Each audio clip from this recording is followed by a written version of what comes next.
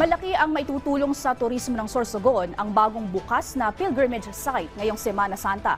Kaya naman ang provincial government magdadagdag pa ng mga atraksyon para makahikayat ng mga turista. Ang detalye sa Balitang Pambansa ni Paul Hapin ng Radyo Pilipinas Albay. Puspusan ang konstruksyon sa kalsadang ito sa Kasiguran, Sorsogon para maihabol sa darating na Semana Santa. Parte ito ng daan paakyat sa tuktok ng Burol sa Barangay Inlagadian sa bagong bukas na pilgrimage site. Isa nga sa tampok dito ang Stations of the Cross kung saan maaaring magdasal ang mga mananampalataya para alalahanin ang sakripisyo ni Hesukristo. We have 14 stations.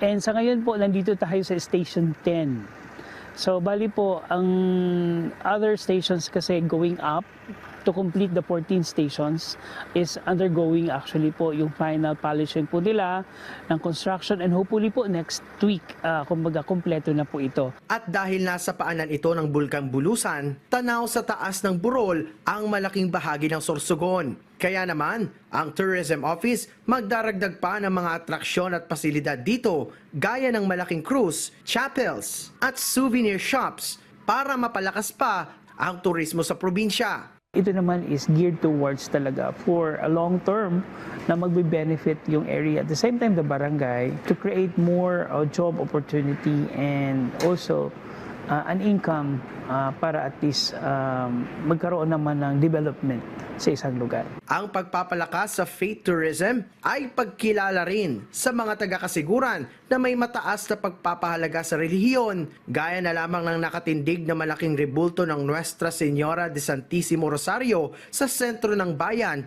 na itinayo noong kasagsagan ng pandemya. Mula sa Radyo Pilipinas Albay, Paul Hapin para sa Balitang Pambansa.